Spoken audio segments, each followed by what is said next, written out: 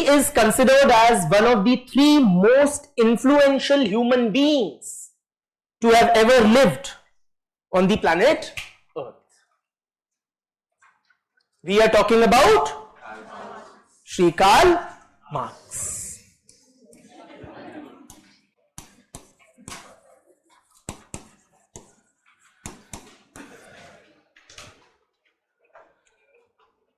The three most influential human beings to have ever lived in human history in any part of the world.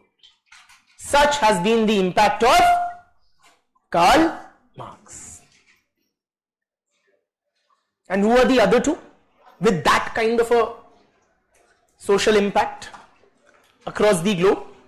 Jesus Christ and Prophet Muhammad. Wonderful. Jesus Christ and Prophet Muhammad. Bilkul. He is up there. Karl Marx is up there alongside Jesus Christ and Prophet Muhammad. The two persons who founded two major world religions, having billions of followers across the globe. Karl Marx, friends, has had a very profound impact on academia. Academia matlab various branches of knowledge.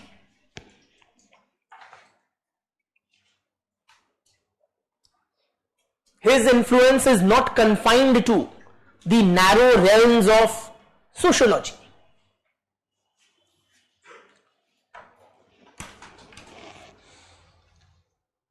Karl Marx का influence, एक strong indelible imprint can be seen across subjects.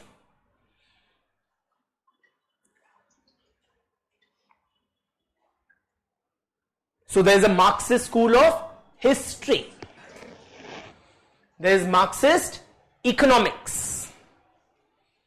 His influence is very visible in political science, philosophy, psychology, geography, ethics, media studies, culture studies, anthropology, archaeology,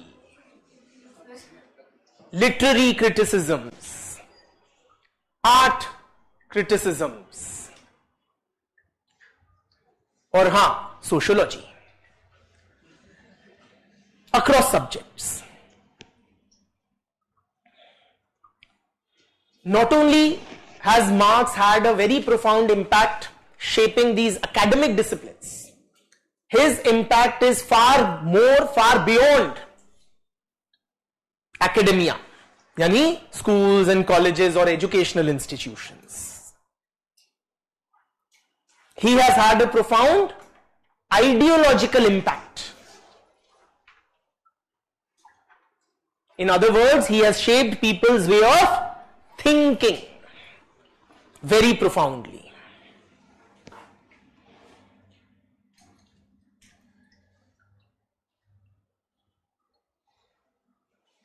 His impact is not only academic or ideological even.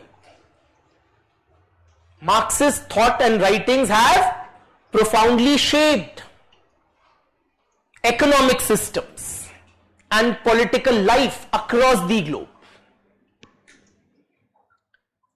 In other words, friends, Marx, his theory, his writings have impacted the day-to-day lives of millions of people across the globe.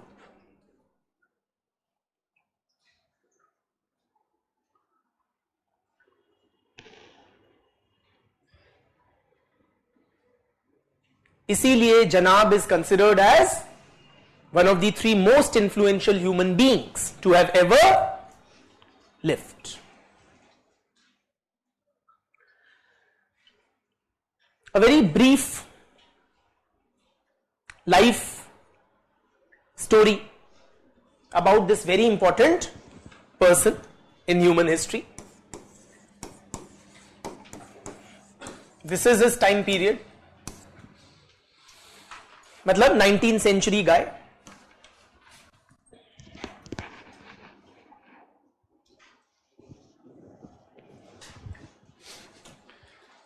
Chiku is saying, sir seriously सवाल पूछ रहे हैं हम, जैसे पैसा चुराना deviance है वैसे ही दिल चुराना भी डिवियंस कहीं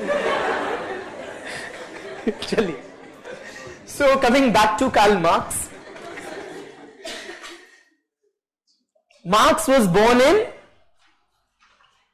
बताओ, how many of you are already aware of Marx? If not in detail, but a very superficial, some acquaintance with, और सुना तो है. आधे कॉमी होंगे आप internally. You won't, how can you not know Marx? हाँ, raise your hands higher up, like in Lal Salam. हाँ, so most of us are quite seem to be aware of Karl Marx. So बताइए, Marx was born in Prussia, which was a part of Germany. ठीक है?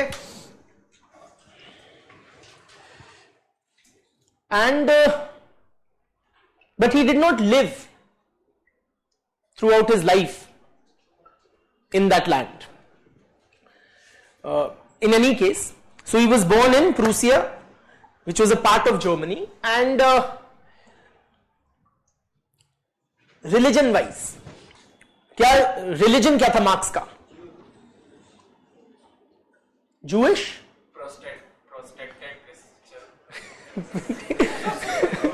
ठीक है, prostate थोड़ा काफी अलग हो गया.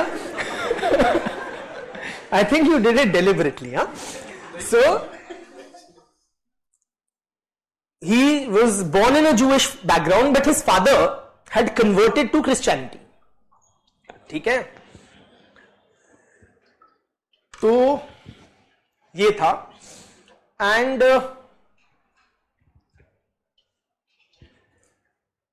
what was his, now his thing, his writings are all about money, or the importance, and you know how money is the root of all evil in very crude terms. So what was his financial background? Did he come from humble origins, or did he come from a very well-off background, middle class? Where would you place him, brother? Work तो वो थोड़ा कम ही करना पसंद करते थे, but वो उनका background क्या था? फैमिली बैकग्राउंड, परिवार से, संपन्न परिवार से थे या दरिद्र परिवार से थे? What was his financial background? Any guesses? Sorry, he came from a very well of background, in fact very well of, very comfortable, can easily be described as upper middle class, if not upper class. So they came from a wealthy family background, came from money. Academically क्या पढ़ा इन्होंने? Any idea? Commies? He was a student of law, but later he got gravitated towards philosophy, so he got engaged in philosophy also.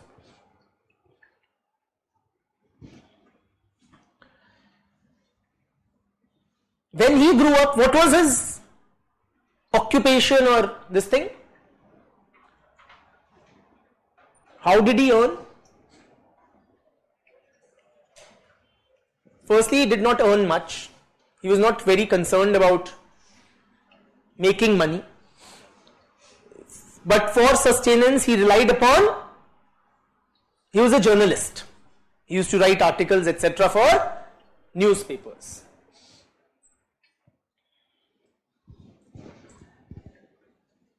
But he used to rely far more on the large-heartedness of his friend, collaborator, co-author, benefactor, Friedrich Engels.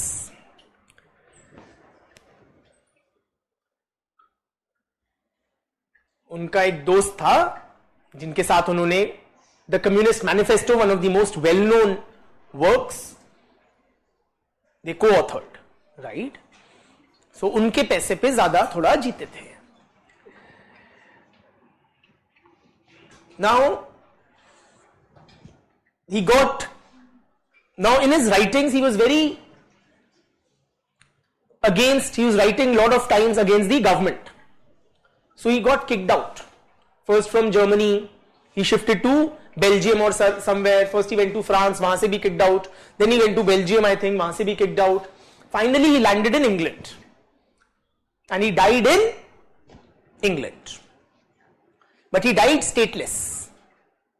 Stateless मतलब he was not a citizen of any country. ठीक है? Some would argue he was a citizen of the whole world. But technically he died stateless. As far as, now अब हम छोटी बात करते हैं, हम छोटे लोग with a छोटा objective of clearing the UPSC exam. As far as the discipline of sociology goes, Karl Marx is considered as one of the founding fathers of sociology. He is considered as one of the founding fathers of the social sciences in general and also specifically sociology.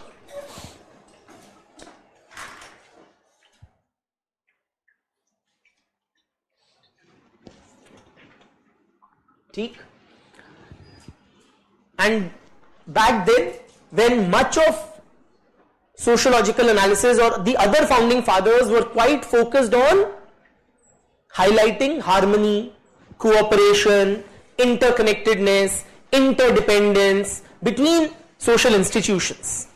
So the functional approach was dominant in the writings of Comte, Spencer, Emile Durkheim, right? The other founding fathers. Karl Marx brought in a very alternative explanation of social life. His was the, what we call the conflict approach to sociological analysis. In stark contrast to the functional approach, Marx offered the conflict view of society.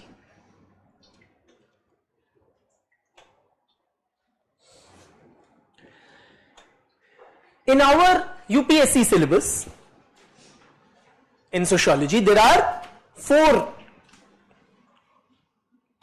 topics mentioned alongside the name of Marx, namely historical materialism. First topic is historical materialism.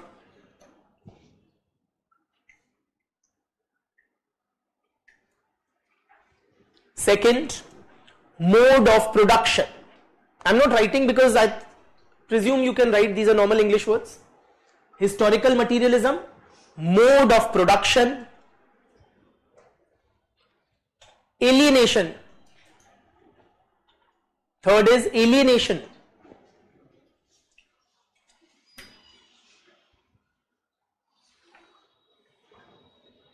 And fourth, class struggle. Class struggle.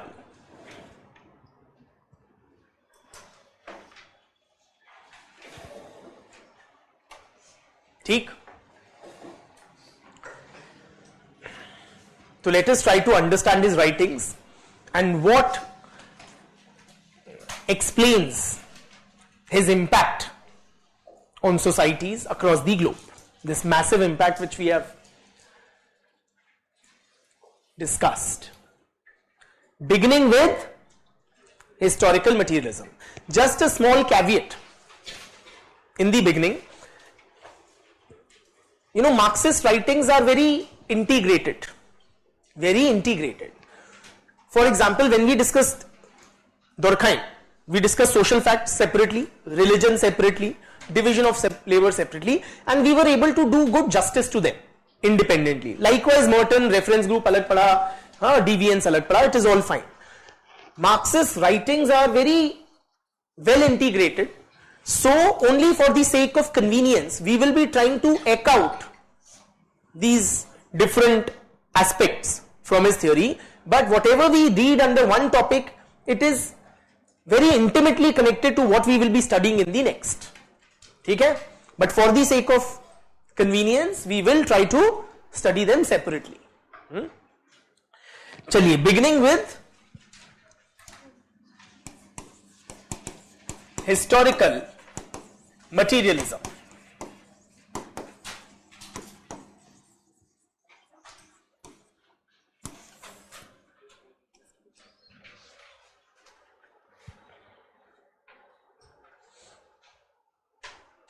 So Marxist philosophy or his theory of society is called historical materialism.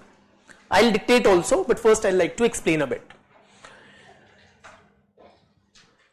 What is historical materialism? Let us begin with a brief about Hegel. Who is Hegel? Hegel was another German philosopher. Chronologically, he preceded Marx. He was before Marx on a time scale. Why? Now, Hegel is not in our UPSC syllabus and we don't expect a question on Hegel's writings or philosophy. Why we are discussing Hegel? Because Hegel's writings had a strong influence on Marx's writings. So we have to understand Hegel's views only to the extent that they will help us to understand what Marx is saying. ठीक? Before we come to Marx, I will give you briefly about Hegel and then move on to Marx. Now Hegel, he was an idealist, or he subscribed to idealism. What do you mean by idealist या idealism in normal English? Have you heard this word? What do you understand by it in normal English? Who is an idealist in English? When you say this person is an idealist, perfect. Is that what it means?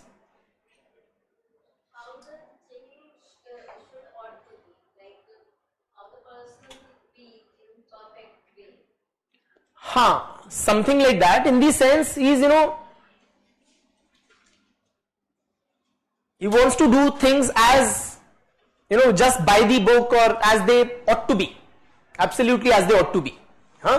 Hindi में बोलेंगे आदर्शवादी, जो कुछ ideals के लिए stand करता हो. This is not that. This is not that normal English sense of the term idealism. When we say idealism, the English meaning is different. Okay? Adarshwadi wala, this is not that. When we say Hegel is an idealist, what it means is that he believes in the primacy of ideas. Hegel believes in the primacy of ideas.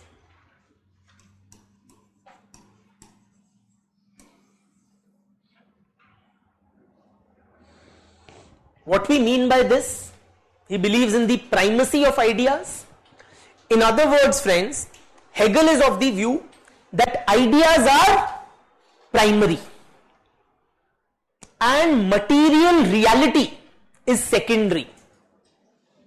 In other words, our ideas shape our material reality.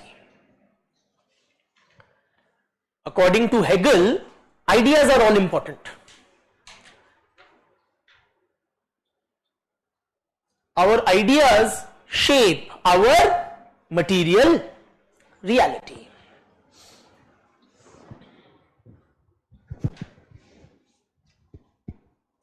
Simply put, friends, thoughts precede the material manifestation of a thing.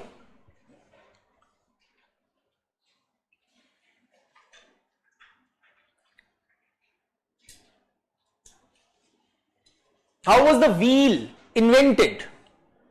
Somebody must have thought of the idea of a wheel,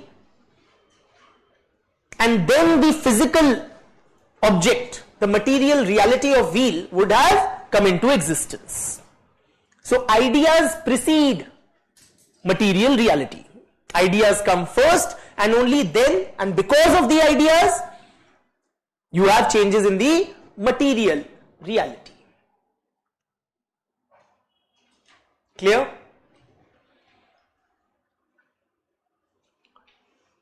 This is Hegel as an idealist, emphasizing upon the salience of ideas.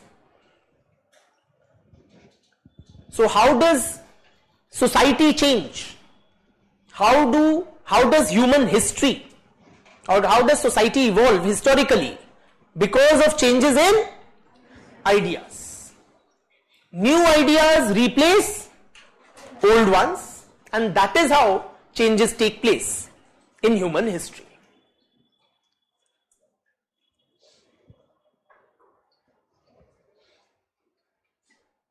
ठीक?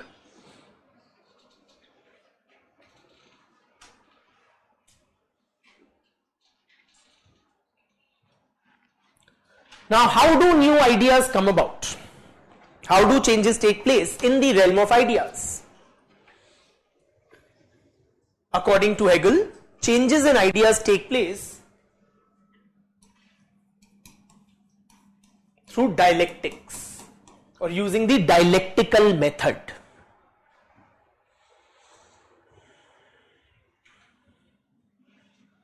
Changes in ideas take place through the dialectical method.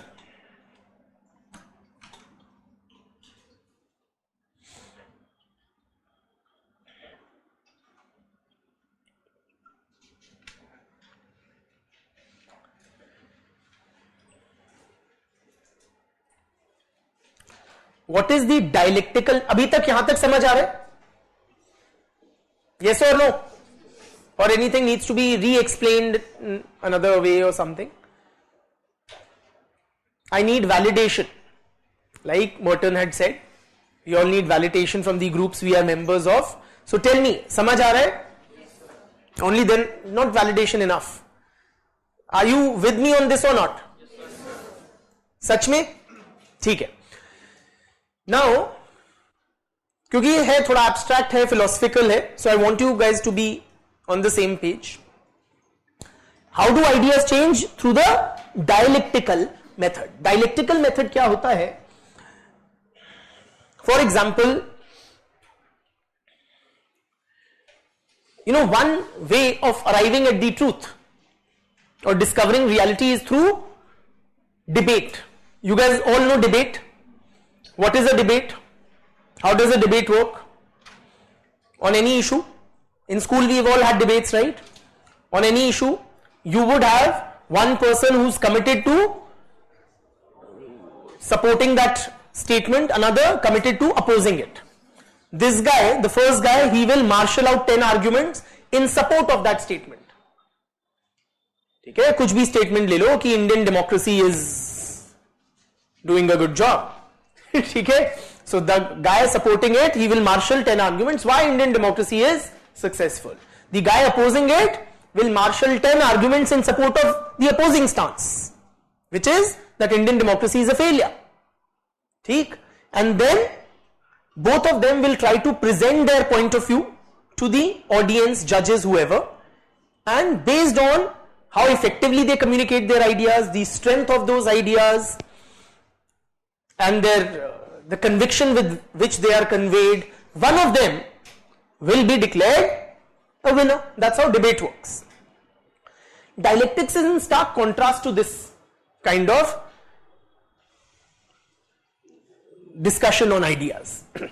So, for example, ancient Greek philosophers like Plato, Aristotle, that time they used to use the dialectical method.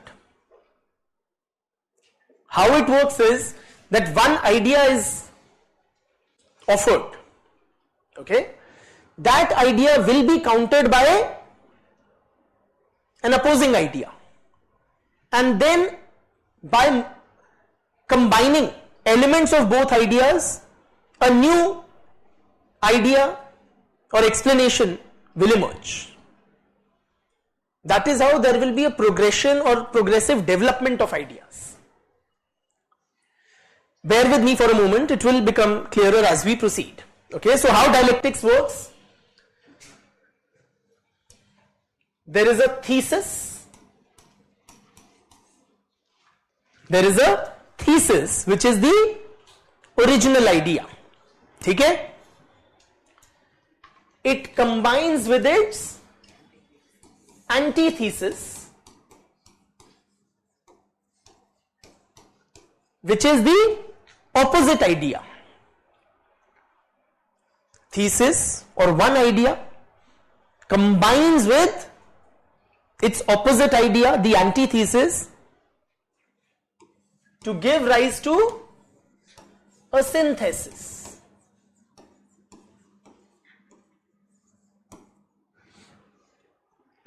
Which is a new idea combining elements of the original idea and its opposite.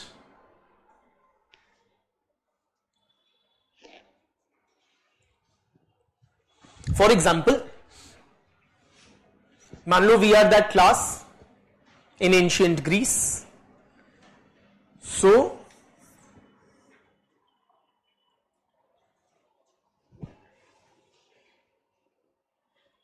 one student asks that what is the nature of, or the teacher asks, I pose to you this question, what is the nature of marriage between man and woman? Let us have a philosophical discussion on this.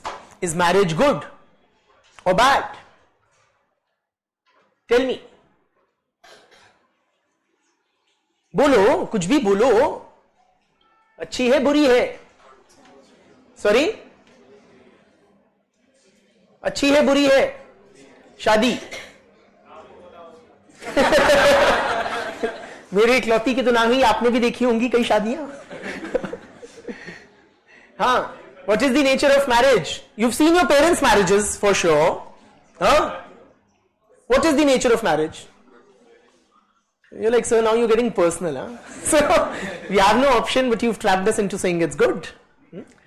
So, if you say it's good, then you will argue something, it is a harmonious coming together of different persons and it provides whatever sexual satisfaction and emotional support and financial interdependence, a beautiful division of labor and division of work, So it's a very beautiful social institution.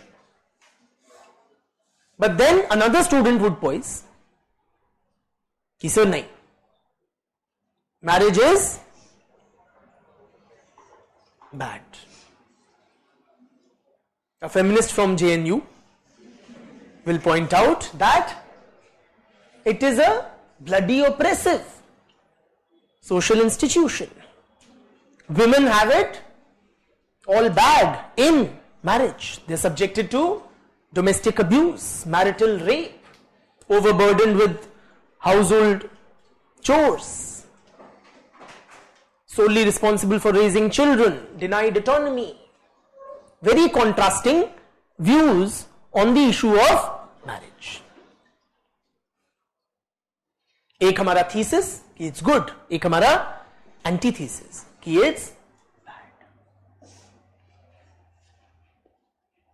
A third student will then say कि sir, शादी वो लड्डू है जो खाए वो भी पचता है और जो ना खाए वो भी पचता है. और in English, it is a necessary evil. है ना? This is what you have tried to synthesize two contrasting or competing, conflicting ideas to produce a new idea. This is the dialectical method. It's not that one wins hands down while the other is rejected. That's what happens in a debate. In dialectics, you combine conflicting ideas or forces to give rise to a new one. I hope you are with me. ठीक? So this is how Hegel argued ideas emerge with conflicting ideas coming together. And as newer ideas emerge, changes in the realm of ideas get reflected in the material realm. And that is how society progresses or changes. Clear?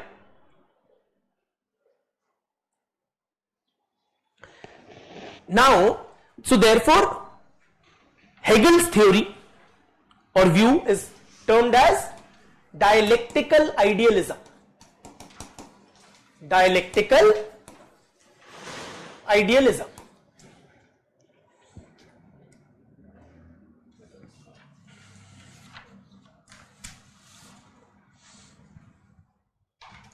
ठीक.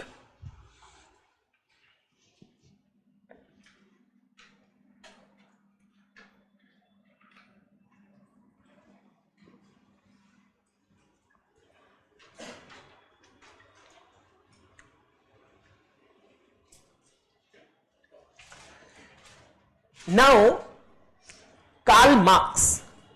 I reiterate, you do not expect a question on Hegel.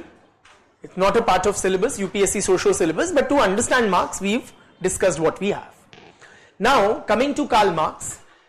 Karl Marx was a member of a group of young scholars who were quite influenced by Hegelian philosophy.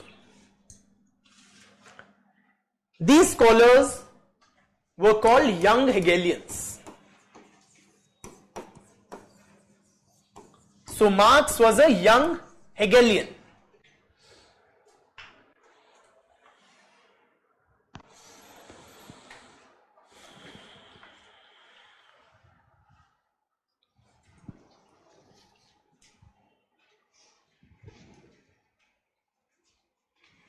So young Hegelians, including Marx, they were partly influenced by Hegel, but partly they rejected Hegel. Young Hegelians, including Marx, partly rejected Hegel, and their own philosophy was partly influenced by Hegel.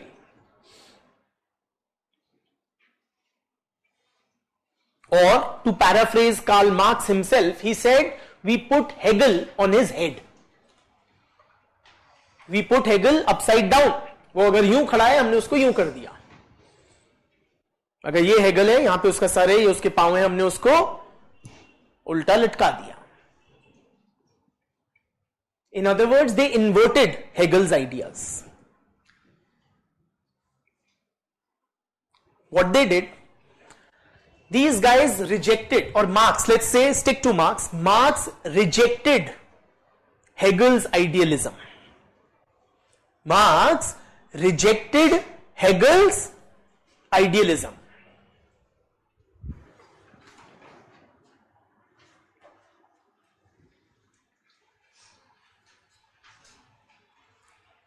And instead offered a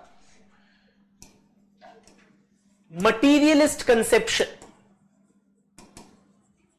If Hegel was an idealist, Marx was a materialist. Hegel subscribed to idealism, but Marx subscribed to materialism.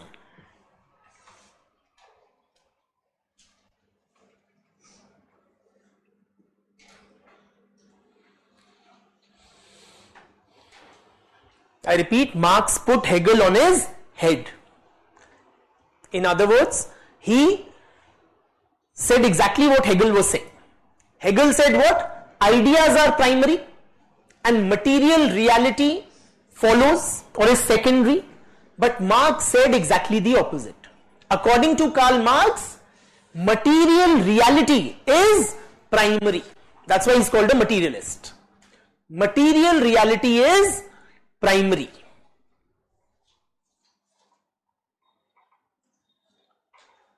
Ideas are secondary.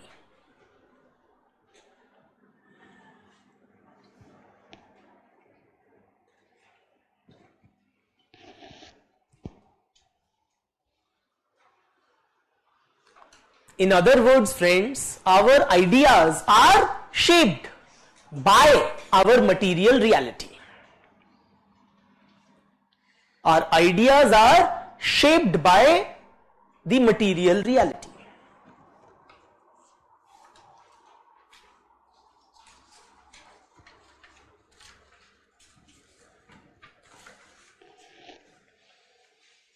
In other words, we cannot think beyond our material conditions of existence. Simple भाषा में, हिंदी देसी भाषा में, हमारी सोच हमारे हालातों पे निर्भर करती है। हमारे हालात हमारी सोच तय करते हैं। This is what he saying. The material conditions of existence shape our ideas.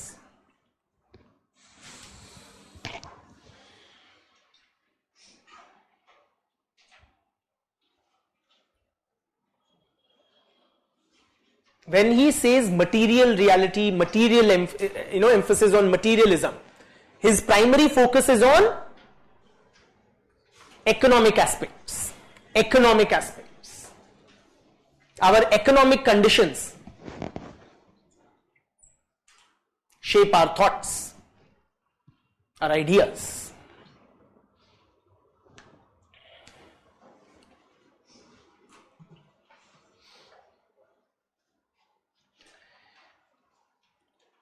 See, when we say our material conditions of existence shape our ideas, simply, for example, my children, okay, now I come from an urban Delhi, I've been living in Delhi, so I come from an urban, upper middle class kind of a background. So my children, they have ideas about video games, social media, और क्या होते हैं OTT platforms and the like. They are like what, 5, 10, 12 years old people. Will a tribal child living in the deep inside the forest of Amazon, will he have any thoughts about video games and OTT platforms? No. Why? Because his material world is very different. Assuming a very such modern technologies kind of an existence. Are you with me? So his thoughts will be very different, that of a tribal child in a backward region, right, than that of a child in an area where such material conditions exist. So, according to Marx, it is our material existence which shapes our thoughts and ideas. Ideas are not important, friends, bluntly put. According to Marx, ideas are not so important. It is the material conditions of existence which shape human history.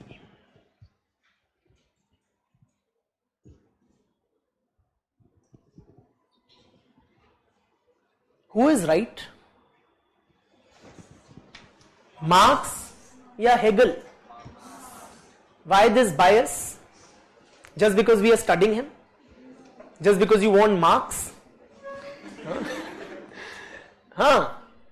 Who is logically appealing to you? Do ideas shape the material conditions or vice versa? Sir, I think Hegel because She's saying Hegel was right. OTT, for example, in this instance, OTT platform idea also it's an idea someone has thought about it and then this thing came into reality. So somebody must have thought of OTT and internet and then they have made appearance. Yes, all you Marxists, those who were vouching for Marx, Sir, as you who is right firstly? Both वाला तो थोड़ा सा कम जमता. Pick a side. ideas, Marx is right. Marx is right. Why? Sir, if you ask Elon Musk's son what are his ideas, and if you ask a child from a Ukrainian country, the ideas will be different.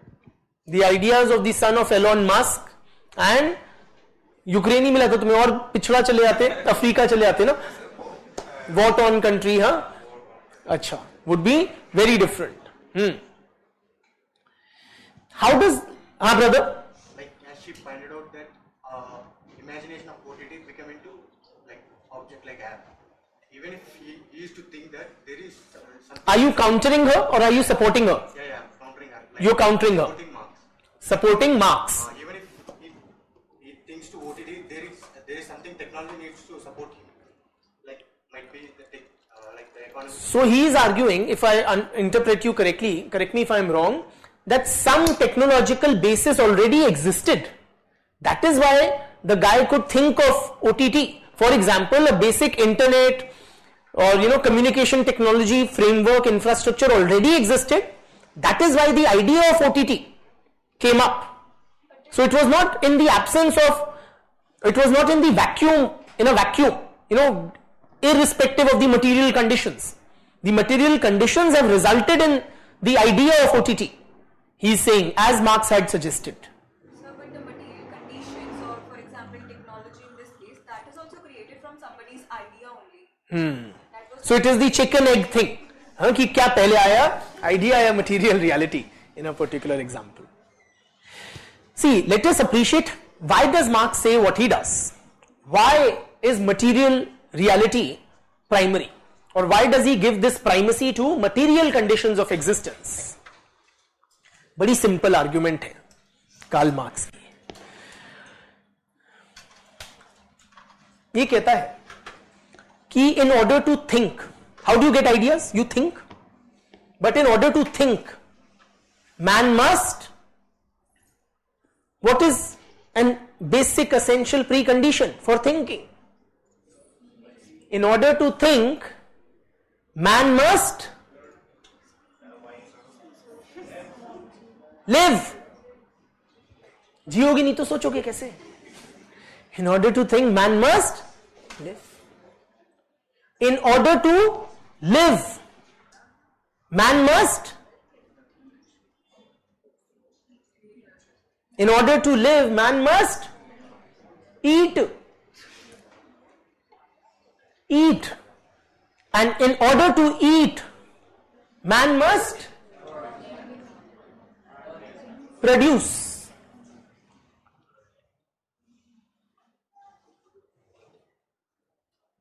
सोचने के लिए जीना पड़ेगा, जीने के लिए खाना पड़ेगा और खाने के लिए उगाना पड़ेगा. So production of the items necessary for human existence, that is the first historical act. And it is with changes in the production system that society evolves or changes further.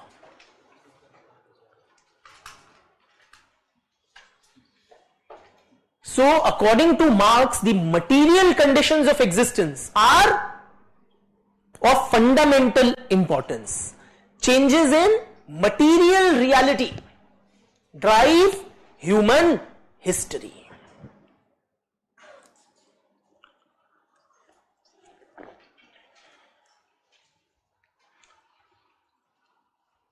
In other words, as the production system changes or the economy changes, as the economy or production system changes,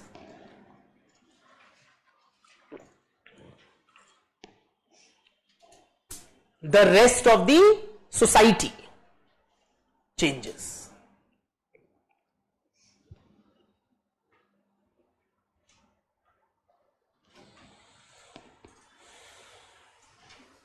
ठीक. एक sentence लिखिए which captures the essence of Marxist emphasis on material reality. It is not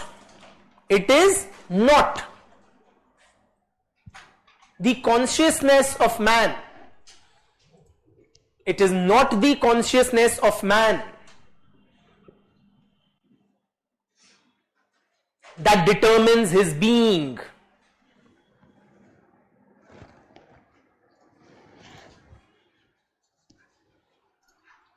Full stop. It is his social being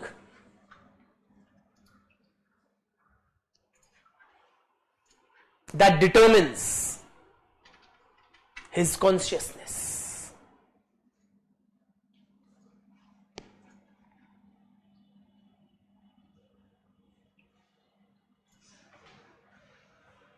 Quotes close. Now, this is a quote by Shri Karl Marx.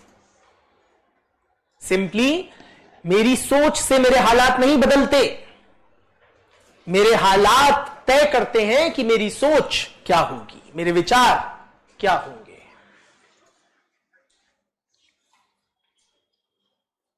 Do you guys feel, keeping in the, with the Marxist tradition, do you guys feel that rich people and poor people have different ways of thinking and analyzing the world? कि अमीरों की और गरीबों की क्या सोच अलग होती है? Yes or no? In what way? Tell me. How do rich people think differently than poor people? And what about you guys, the middle class people? Us guys. हाँ.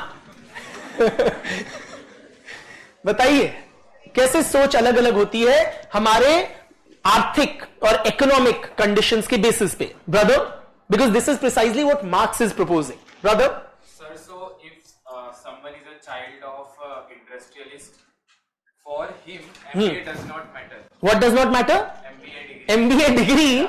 अच्छा, what a practical example, huh? An MBA degree is of little value to the son of an industrialist, huh? Because sir, from his childhood he has seen how to. His father employing MBAs. Yeah.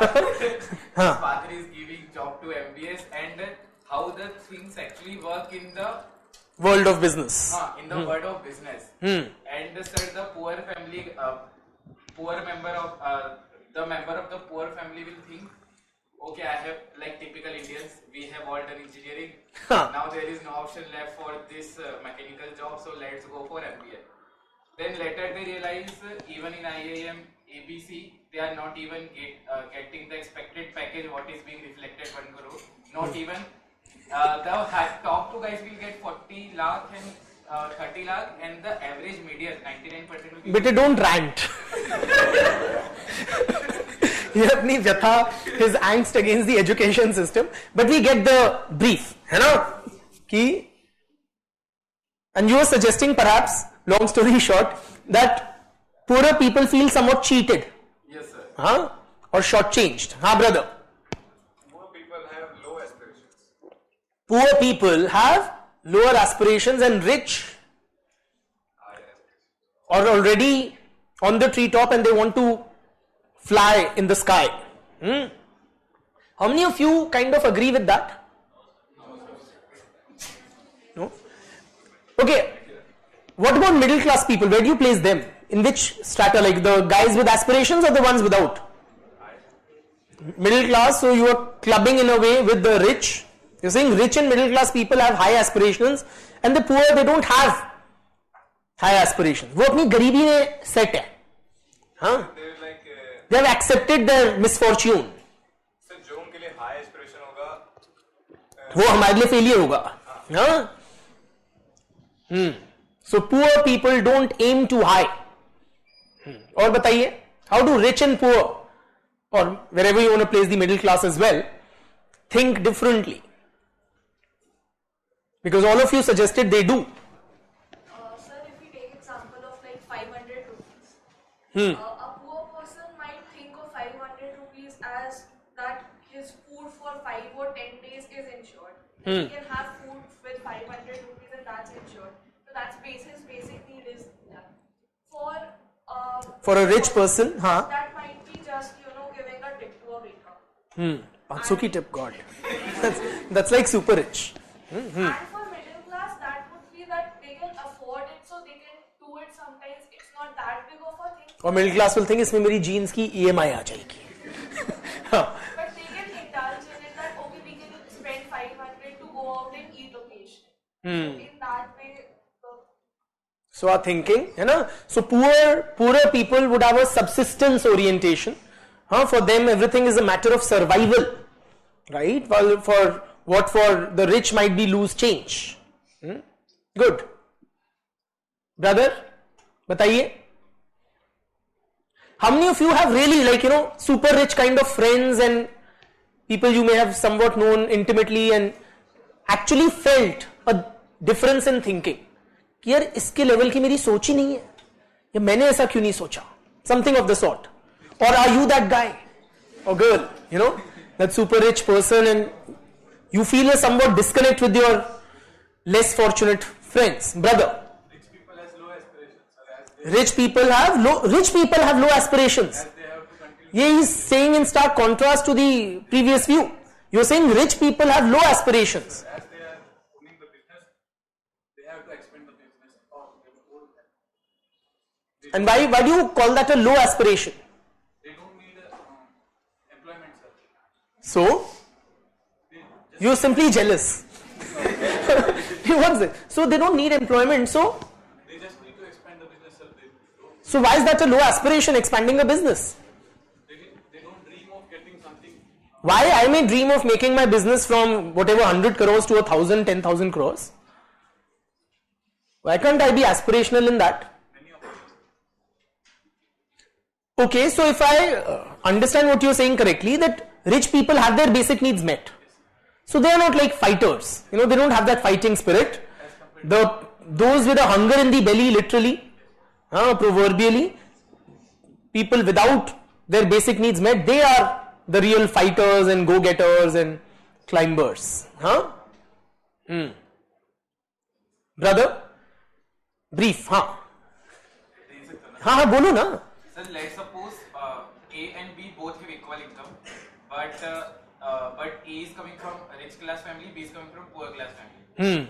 So if both have 70,000 per month salary, sir, rich knows how to make the 70,000. Rich know better how to invest or save, etc., while the poorer people may be less wise with their money.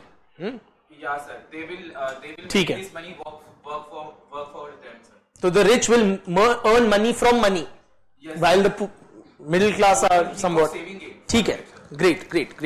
ठीक है. So coming back to Shri Karl Marx, he was of the firm view that our material conditions of existence shape our ideas, thoughts, philosophies, whatever goes on here, rather than the other way round. Clear? Now, when we say Marx was a materialist, this is clear. So he rejected Hegel's idealism, not just rejected, inverted the idealist conception of society, replaced it with materialism, but retained the dialectical method of Hegel. Marx did not reject the dialectical method.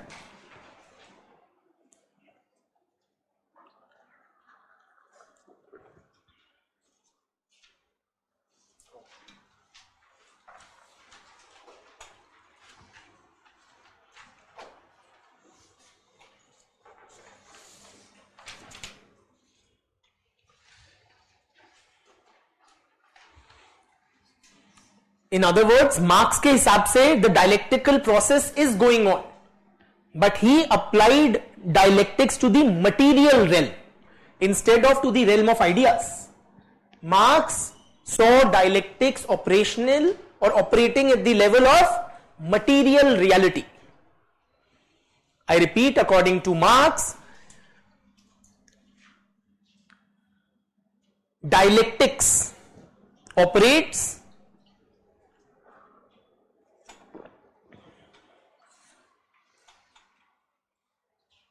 in the material reality.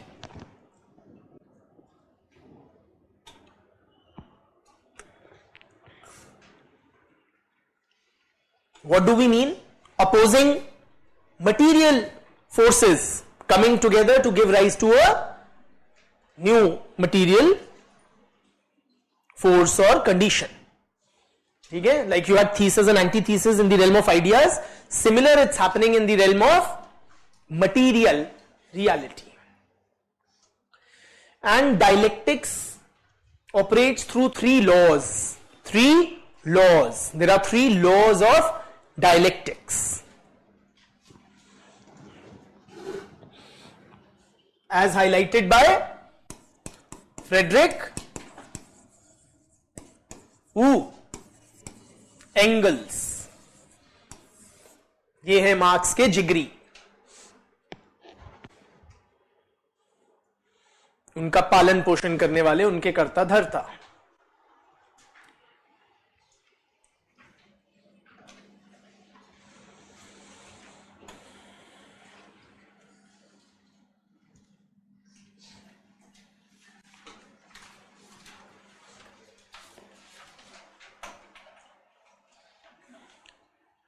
So, there are three laws of dialectics as follows. First law, the law of unity and conflict of opposites.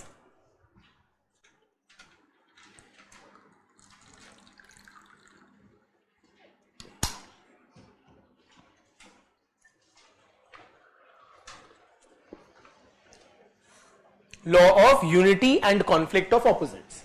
Quite what we had discussed, thesis, antithesis gives you synthesis. Similarly, meaning what? That opposites, though they are in conflict with each other, thesis, antithesis definitionally are in conflict with each other, but then they also combine to give you synthesis. Similar things happen in the material realm. So, for example, man and woman are opposites. If one is thesis, the other is antithesis. Man is thesis, woman is the antithesis. They are opposites in many ways, because of which there is conflict. Say in the husband-wife relationship, there is conflict because of differing temperaments, orientations, expectations. But then they also come together. There is unity or union of the two opposing forces, and they produce a new life form, the child. The synthesis of the union of the man and the woman. ठीक? इसी तरह in the capitalist economy, capitalists and workers, these are opposing forces. These are opposing forces. According to Marx, there is continuous conflict between workers and capitalists or factory owners. But they also coordinate and cooperate for production. Are you with me? Production activity cannot be possible without coming together of these conflicting social groups.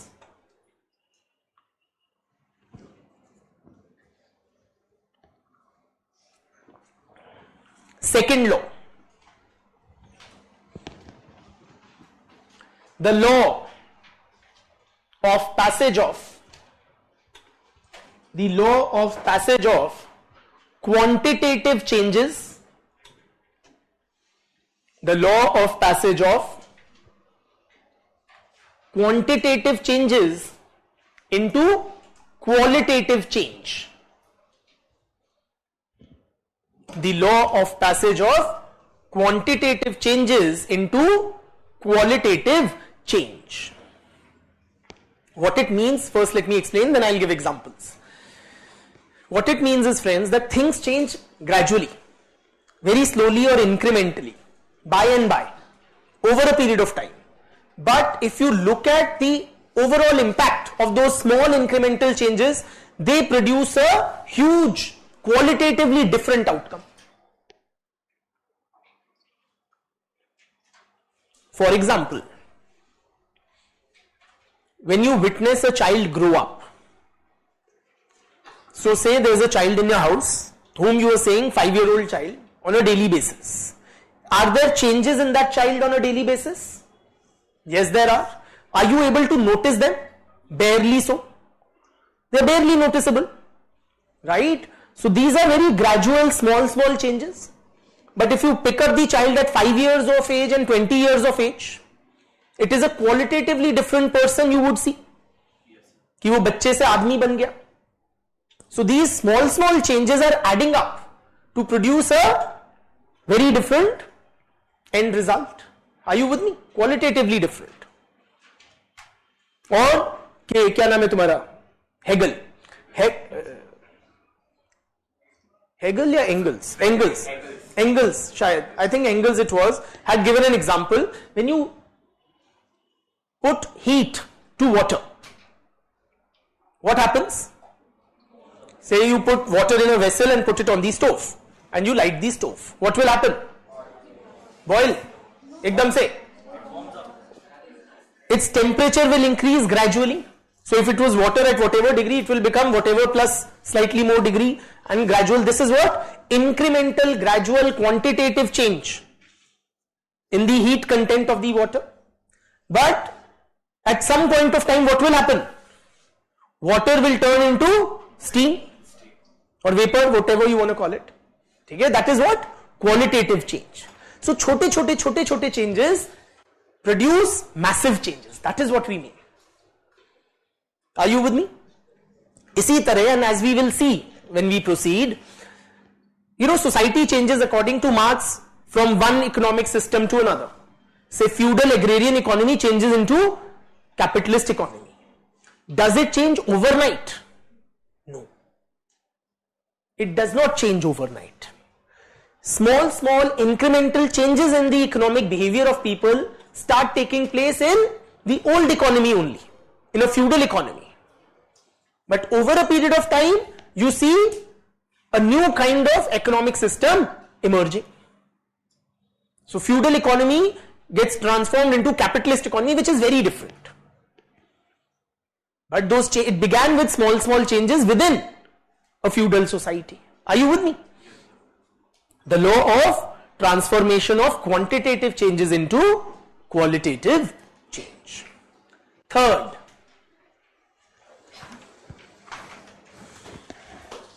the law of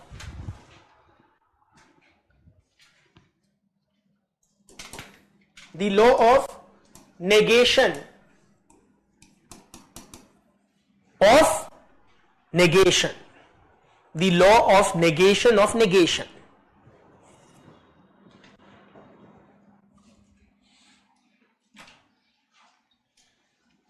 Which means what? That any stage is a negation of a previous stage, which itself was a negation of an even earlier stage. In other words, how do changes take place? How does a new economic or production system come into existence? By destroying or destroying a previous system. So capitalism emerged by destroying the feudal system. Feudalism itself emerged by destroying the system of slavery which preceded it. Okay? So destruction is a creative process, because only after destruction of the old system can a new system come into existence. Okay? The law of negation of negation.